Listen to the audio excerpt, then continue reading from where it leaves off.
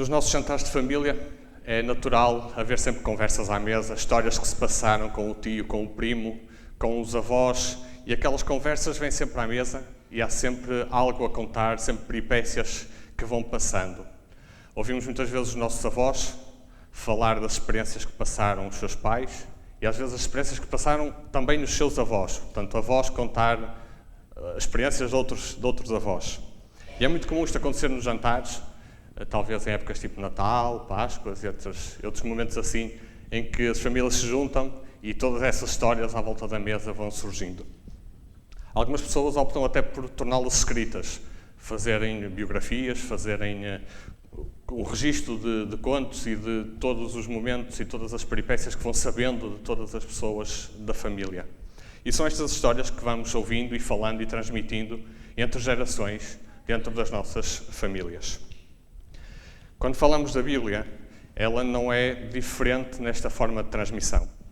Sabemos que a Bíblia teve dois meios de transmissão, a via oral e a via escrita. E ao longo dos séculos, estas foram as vias que foram sendo transmitidas a todas as gerações ao longo da história desta terra. Mas esta via não foi opção humana, e queria trazer-vos agora no início alguns textos que mostram que foi o próprio Deus que instruiu as pessoas de todos os tempos a retransmitirem os seus princípios, as suas vontades, as suas leis, às gerações seguintes, quer da forma oral, quer da forma escrita. O primeiro texto que eu vos trago está em Joel 1:3. E o texto é relata. O profeta Joel dirige-se ao remetente das suas palavras e diz-nos o seguinte: contem-no aos vossos filhos, para que eles também o contem aos seus filhos e estes à geração seguinte. Se eu contei bem, estou aqui 4 gerações. Contem aos filhos, para que eles contem aos filhos e para que eles contem aos seguintes. 4 gerações. Esta era a vontade de Deus, que tudo aquilo que se passasse, toda a sua vontade fosse transmitida entre gerações. Por isso o tema de hoje se chama de geração em geração. Também quando o povo de Israel lutava e só conseguia prevalecer à custa dos braços de Moisés permanecerem no ar, no final desta guerra, Deus instrui Moisés também a deixar algo escrito. Em Êxodo 17:14, a Bíblia diz-nos: o Senhor disse a Moisés, escreve isto num livro para que seja recordado. Aquele momento ficou recordado e por esse motivo nós agora conseguimos conhecer este momento e saber que aquele momento aconteceu no povo de Israel, em determinada altura, em determinadas circunstâncias, pela vontade de Deus, porque Deus instruiu que um homem se mantivesse com os braços no ar para que o seu povo vencesse. Um terceiro texto está no livro de Isaías, e no capítulo 30 e verso 8. E no livro de Isaías podemos ver este seguinte texto: agora despacha-te e escreve estas coisas numa tábua. Guarda-as num documento para que sirvam para o futuro como testemunho perpétuo. Aqui está uma transcrição escrita da parte de Deus, que Deus instruiu para que acontecesse.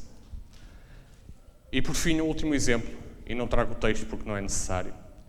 Sabemos bem que aquilo que é talvez o mais importante para nós como ser humano, que é a lei de Deus, foi transmitida a toda a humanidade, quer pela via oral, quer pela via escrita. Portanto, a Bíblia retransmitiu-se de via oral e de via escrita.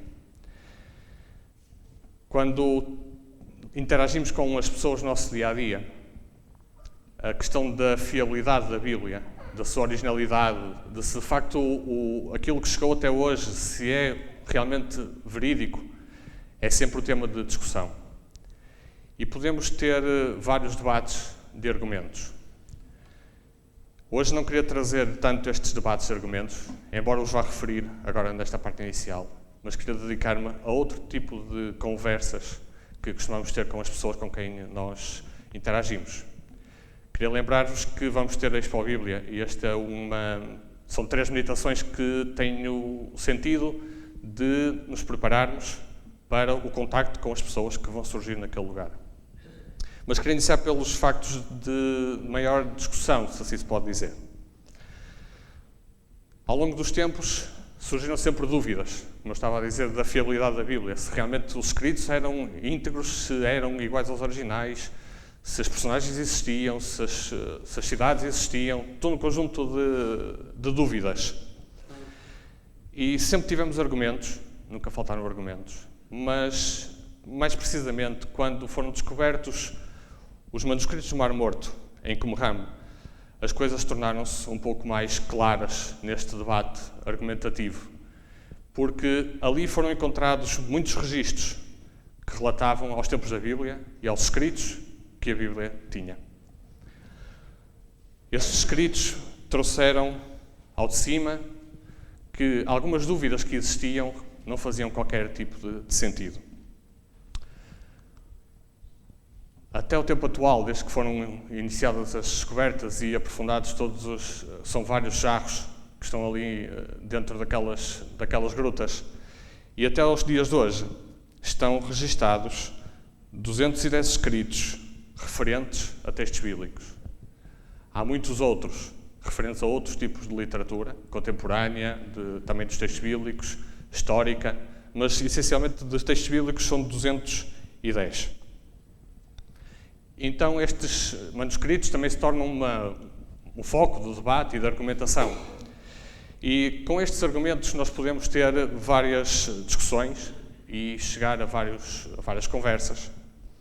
Mas há algo que é importante quando temos conversas, não diria discussões, mas quando temos conversas com as pessoas que nos abordam sobre a nossa crença, sobre aquilo que acreditamos. Embora haja algumas questões que possam ser discutidas assim de ânimo leve, de imediato, sempre que possível devemos ter consciência de estar preparados. E uma preparação que é necessária é conhecer a pessoa que está do outro lado. Nem sempre é possível. Se calhar neste para a Bíblia vai ser um momento que se calhar vai haver muitos momentos instantâneos e não vai dar para aprofundar muitas conversas. Mas, se possível, devemos começar uma conversa a ouvir. Ouvir o que é que o outro tem a dizer, o que é que o outro pensa. Qual é a ideia dele?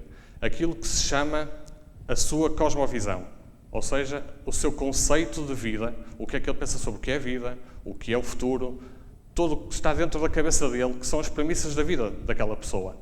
Porque esse é o ponto de partida para o nosso discurso. Não podemos estar com argumentos que depois não fazem qualquer sentido para a forma de pensar da pessoa. Por isso, quando temos uma conversa com alguém, a primeira coisa é ouvir. E como já ouvi várias vezes, a segunda coisa é ouvir outra vez. Porque, de facto, ainda não ouvimos tudo e a pessoa terá muito a dizer.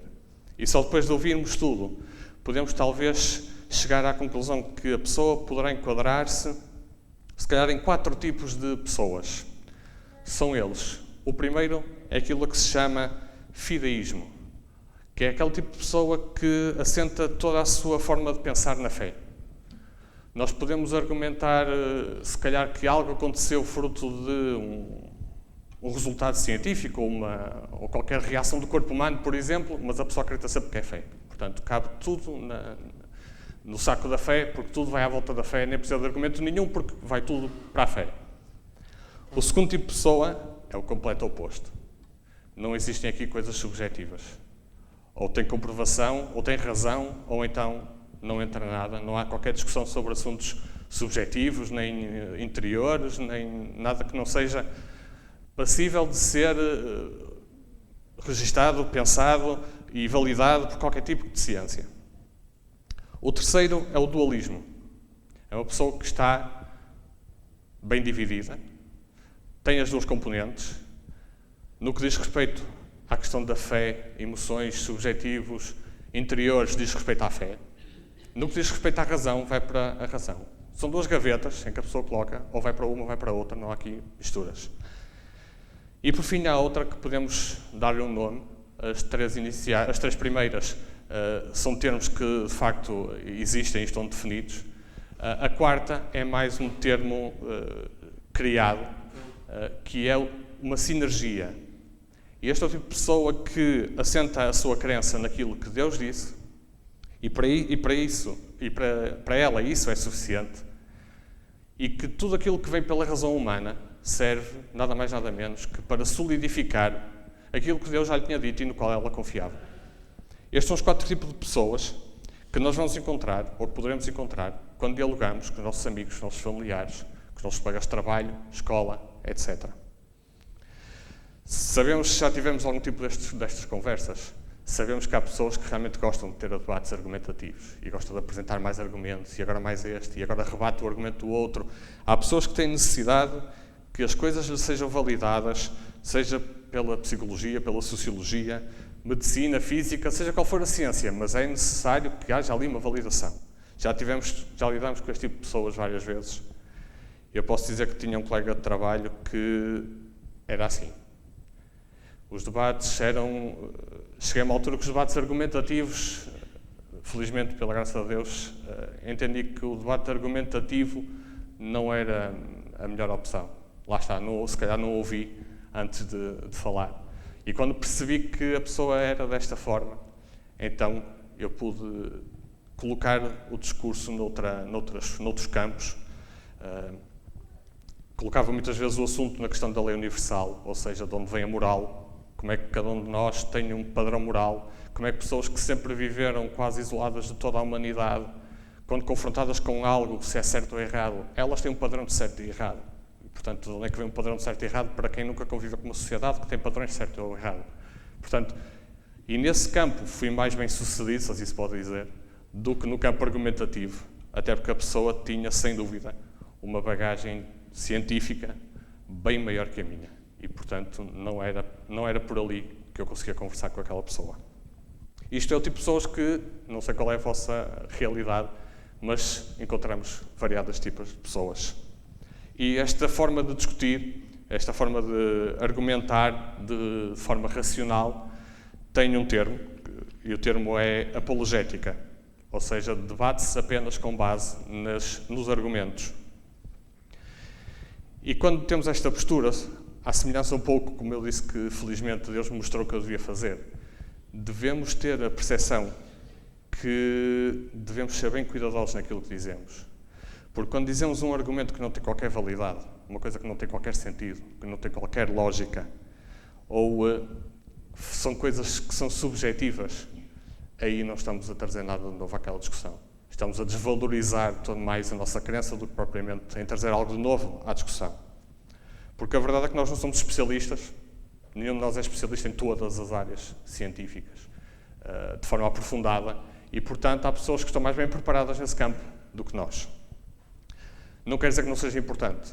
É importante, sempre que termos a oportunidade, aprofundar todo tipo de conhecimentos que Deus nos chama para aprofundar, para podermos ter, também solidificar, um bocadinho como o tema da sinergia, solidificar a nossa crença. Mas isso não deve ser o nosso foco inicial.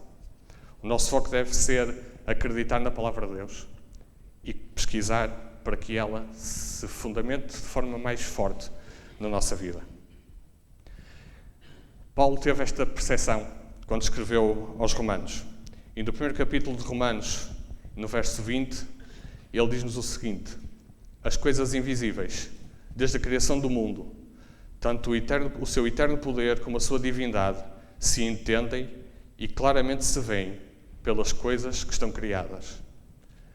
A única forma que nós temos de compreender minimamente aquilo que está à nossa volta e aquilo que é de Deus e aquilo que é invisível para nós, aquilo que está noutro patamar, é olhando para as coisas que estão criadas neste mundo.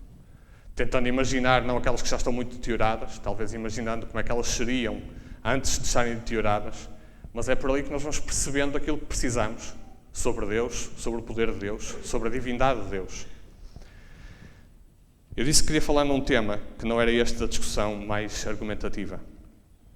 E o tema que eu queria falar é aquele que, para mim, maiores discussões, entre aspas, tive, e mais difícil é de conversar. E é o tema do sofrimento humano e da existência de Deus. Este é um tema que eu entendo ser sensível, cuidadoso.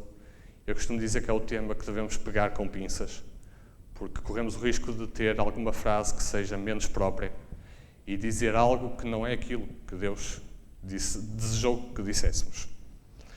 Quando conversamos com alguma pessoa sobre esta questão da existência de Deus e da existência do mal, que já agora também tem outro nome, que é teodiceia, a nossa tendência natural é fugir para o debate argumentativo. E normalmente o nosso debate argumentativo vai rondar à volta da queda do anjo, de questões doutrinárias, do grande conflito, que são questões que nós avançamos logo rapidamente, às vezes porque não ouvimos e não percebemos a cosmovisão do outro. Porque se calhar aqueles argumentos dentro da cabeça daquela pessoa não são os argumentos que vão fazer a diferença. Há pessoas que sim, sem dúvida. Mas a grande maioria, quando fala do sofrimento humano, está no campo emocional. E, portanto, qualquer argumento que eu apresente que tem por precedentes teológicos e de crenças e subjetivos, as pessoas normalmente tendem a recuar. Por isso é importante nós termos algum cuidado. E eu, quando decidi colocar este tema nesta meditação, lembrei-me do que disse para mim mesmo, que é um tema que devia colocar com pinças. Há pontos prévios que nós temos que apresentar às pessoas, porque esses são imutáveis. 2 deles são que Deus é onipotente e que Deus é bom. Estes são pontos que não caem nunca. E é a partir daqui que nós temos que começar a pensar neste tema do sofrimento humano e da existência de Deus. Há outros 2 pontos também importantes. É que Deus criou um universo com leis e uma delas foi o livre-arbítrio humano. E Deus não poderia estar permanentemente e em todo lugar a bloquear e interferir nas leis do universo e no livre-arbítrio humano. Porque se pensarmos bem, e eu ouvia alguém falar sobre este assunto, dizia algo que a mim me fez pensar. Quando Deus interfere de forma permanente nas leis do universo e permanentemente no livre-arbítrio humano, a realidade é que não há vida. A vida não existe. Se estiver sempre tudo bloqueado, se Deus estiver a interferir com tudo a toda a hora, inclusive no nosso poder de decisão, a nossa vida não existe. Há outra premissa que nós temos que levar às pessoas quando falamos do sofrimento humano. É que o mundo que agora vemos nada tem a ver com o mundo que saiu das mãos de Deus. E as pessoas devem compreender que o mundo está virado do avesso. E é nesse mundo virado do avesso que as pessoas têm que começar a olhar para o sofrimento humano, não para o mundo que saiu das mãos de Deus. Lembram-se que Jesus disse aos seus discípulos: no mundo tereis aflições. Foi uma constatação, não foi sequer uma pergunta, não foi mais nada, foi uma constatação. No mundo vocês vão ter aflições. O facto de aqui estarem é consequência, vão ter aflições no mundo. Não há como dar a volta a esta questão. Mas esta questão não é recente, esta questão vem do início, vem da queda. E em Eclesiastes há 2 textos, e o primeiro está em Eclesiastes 7,15. E o texto diz-nos o seguinte: tudo isto tenho observado durante os dias da ilusão da minha vida. Pessoas boas que morrem, apesar da sua bondade, e criminosos que prosperam com os seus crimes. Já no capítulo 8 também, o capítulo 8 é rico nesta questão do sofrimento humano. O verso 14 do capítulo 8 diz-nos o seguinte: entretanto, há no mundo ainda uma outra ilusão. Pessoas boas que sofrem como se fossem más, e pessoas más que têm sorte como se fossem boas. Acho que também isto é uma ilusão. Nestes 2 textos vimos o termo ilusão, noutras versões vemos o termo vaidade. Outra tradução desta palavra, para mim, faz mais sentido neste contexto, que significa em todo lugar, a toda hora. Tudo isto eu vejo a toda hora e a todo lugar. De forma permanente, olho à minha volta, vejo isto. Portanto, é uma constatação. Não há como fugir daquilo que está à nossa volta. Sabemos que esta é a realidade, pessoas boas que sofrem e pessoas más que prosperam. Esta é a realidade do mundo que já não está, isso assim podemos dizer, nas mãos de Deus. Se quisermos compreender como é que Deus interage com esta questão do sofrimento, podemos ir até os Evangelhos. Eu não vou entrar nesses detalhes agora. Podemos ver nos Evangelhos que a forma como Jesus interagia com as pessoas, a forma como ele olhava para elas, a forma como ele interagia com elas quando elas sofriam uma doença, a morte de alguém, problemas financeiros, seja o que for. A forma como Jesus interagia com essas pessoas perante o sofrimento é o melhor reflexo que podemos ter de como Deus interage com o nosso sofrimento e com o sofrimento de toda a humanidade. Mas há sempre aquela questão: será que é possível compreender, ou quando estamos a falar com outro, explicar esta questão do sofrimento humano e da existência de Deus de forma completa? Em Isaías 55 está aquele que para mim é o texto que reflete a realidade desta pergunta. Se é possível compreender plenamente ou explicar plenamente, o texto diz-nos isto. Porque os meus pensamentos não são os vossos pensamentos, nem os vossos caminhos os meus caminhos, diz o Senhor. Porque assim como os céus são mais altos que a terra, assim são os meus caminhos mais altos que os vossos caminhos, e os meus pensamentos mais altos do que os vossos pensamentos. Ou seja, Deus está numa esfera, se assim se pode dizer, que não é nossa. Não dá para compreender plenamente, não dá para explicar plenamente. Não vamos sequer tentar chegar a uma conclusão, porque não há conclusão. Mas há uma coisa, eu não queria deixar-vos aqui com esta ideia de que não há nada a fazer. Há algo a fazer. E a única coisa que nós podemos fazer é confiar. Essa sim, podemos ter a certeza, podemos confiar em Deus. No Salmo 34, verso 9, conhecemos bem este texto. Provem e vejam como o Senhor é bom, feliz é o homem que nele confia.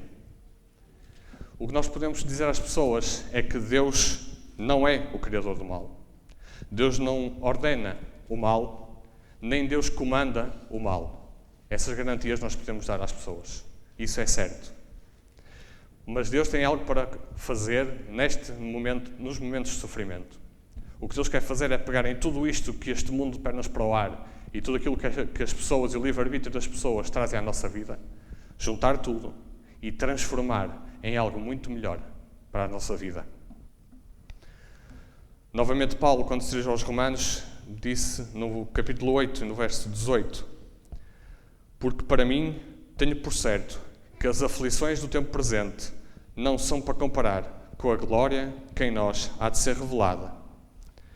Com Deus, o sofrimento é nada mais nada menos que um degrau que nos pode ajudar a nos aproximar do céu.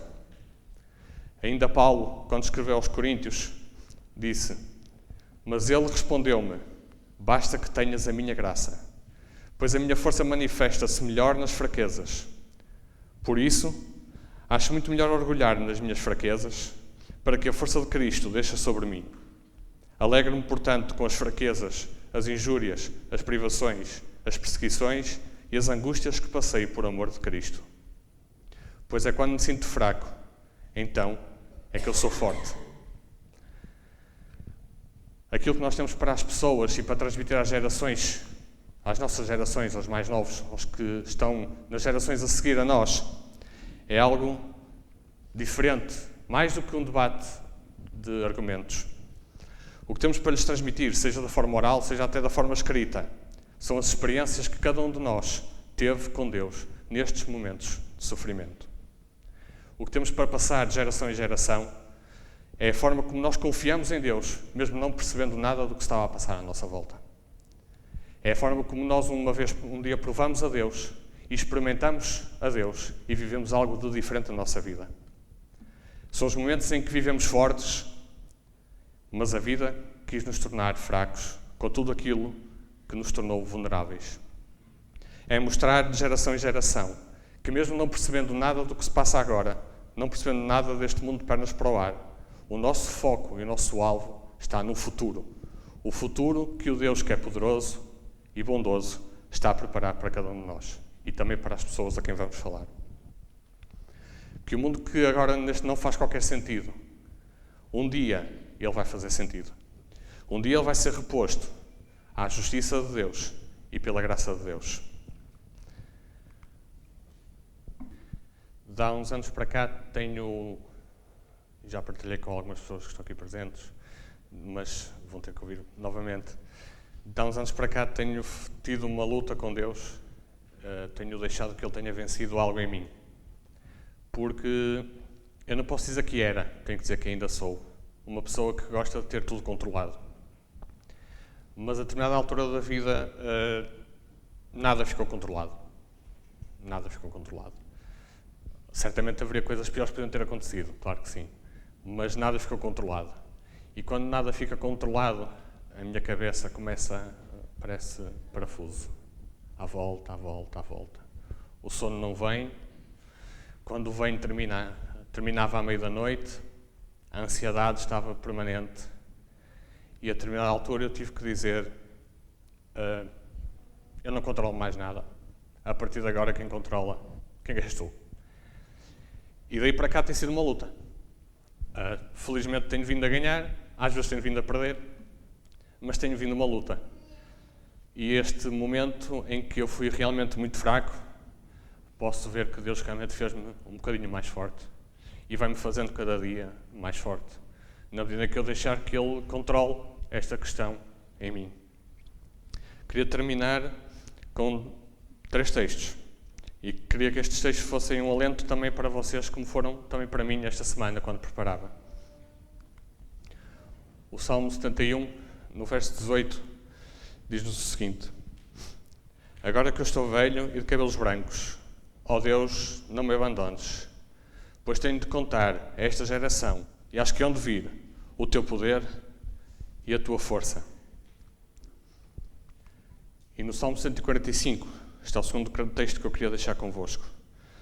Cada geração contará a seguinte o que tu tens feito e todos proclamarão as tuas proezas. E o último texto que vos queria deixar é para que estes textos que acabamos de ler não sejam retransmitidos de uma forma pesarosa e de uma forma triste. E por isso trouxe-vos o Salmo 89, no verso 2. Porque ele traz a mesma mensagem, mas de uma forma mais alegre. Hei de cantar para sempre o amor do Senhor. Hei de anunciar a sua fidelidade de geração em geração. Gostaria de pedir que nos levantássemos para terminarmos com uma oração.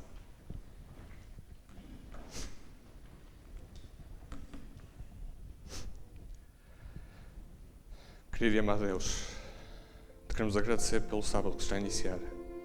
Que seja um sábado que possamos estar mais próximos de Ti, que possamos compreender-te melhor e que Tu nos possas ensinar as Tuas verdades, que possamos aprender algo para a nossa vida, que possamos aprender a conhecer os outros, a perceber como levar a Tua mensagem aos outros e a perceber como Tu tens um plano muito maior do que aquilo que nós podemos imaginar para elas e para nós. Te queremos agradecer da mesma maneira como Paulo fez os momentos em que fomos fracos. Porque nesses momentos, Tu sabes que nós não percebemos nada do que estava a passar. Tu sabes quais foram as nossas emoções. Tu sabes o quão tristes nós estávamos. Mas te queremos agradecer esses momentos, porque foi nesses momentos em que Tu vieste até junto de nós e nos transformaste e nos fizeste fortes e mais próximos de Ti. Tu abençoas a todos que estão aqui presentes, que eles possam sair deste lugar com a certeza no coração de que Tu estarás sempre ao lado deles, a cada momento, em especial nos momentos em que eles se sentirem fracos. Te pedimos tudo isto e agradecemos, em nome de Jesus. Amém.